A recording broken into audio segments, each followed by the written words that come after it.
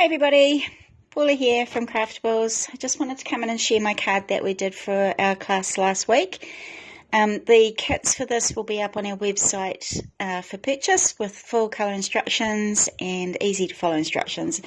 And I just want to show you quickly how it worked. So it's called a hidden closure card, and I've just done a little bit of stenciling on the front there. And it has this hidden closure here. So basically what you were doing is pulling it out from that little pocket there, and it opens out into a nice card. So you do your writing here.